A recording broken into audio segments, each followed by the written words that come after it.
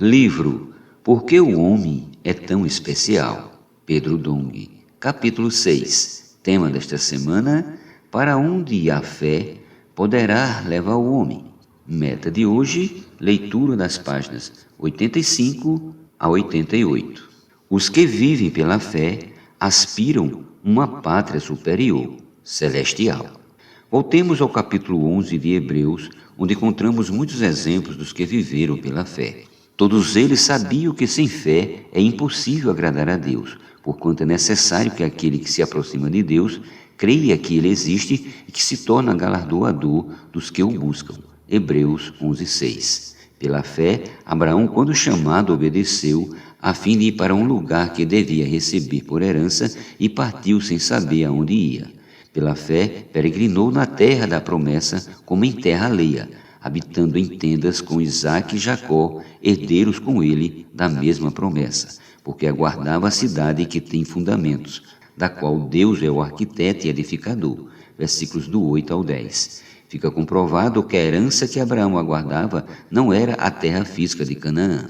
Todas as pessoas mencionadas em Hebreus 11 morreram na fé sem ter obtido as promessas. Viviam como estrangeiros e peregrinos sobre a terra, pois a esperança dos que vivem pela fé não está no mundo físico, antes aspira uma pátria superior, isto é, celestial. Por isso Deus não se envergonha deles, de ser chamado o seu Deus, porquanto lhes preparou uma cidade. Versículos do 13 ao 16. Quem realmente vive pela fé espera receber uma herança na esfera celestial, não algum bem terreno. Os antigos que viveram pela fé aspiravam uma pátria superior, celestial.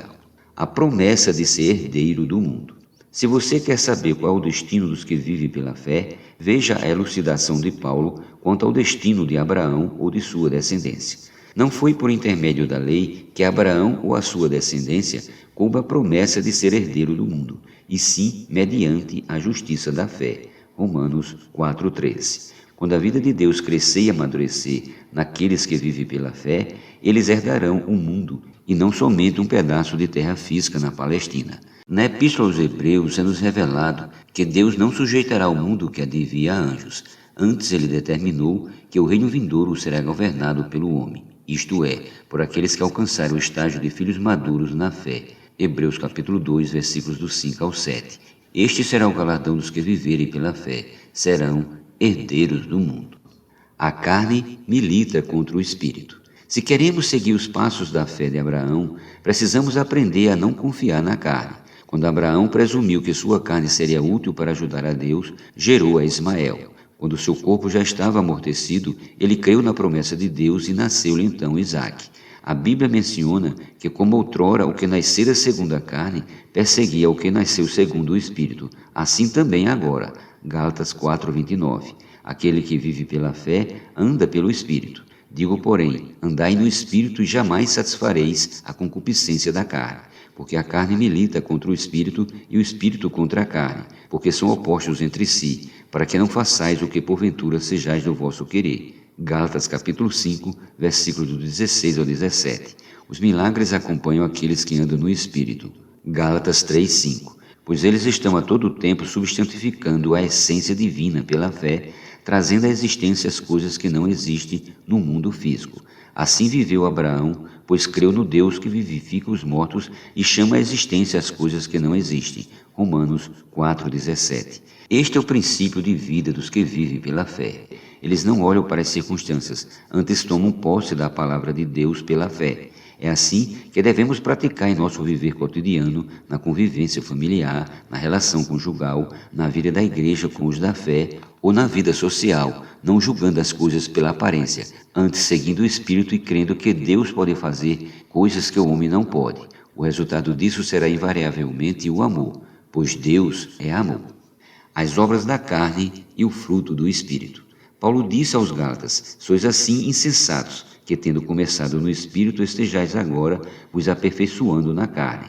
Gálatas 3:3. Essas palavras revelam que tudo o que o homem faz, se não for pelo Espírito, é obra da carne, que pode ser a nossa tentativa de fazer coisas para Deus, como praticar as obras da lei para agradá-lo.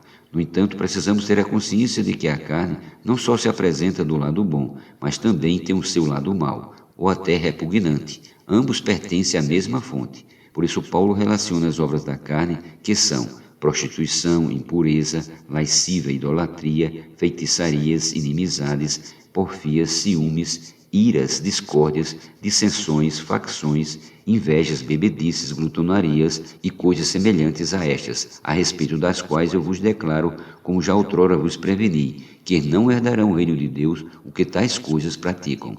Gálatas capítulo 5, versículo do 19 ao 21. Todo aquele que anda no Espírito também dá fruto, mas o fruto do Espírito é amor, alegria, paz, longanimidade, benignidade, bondade, fidelidade, mansidão, domínio próprio.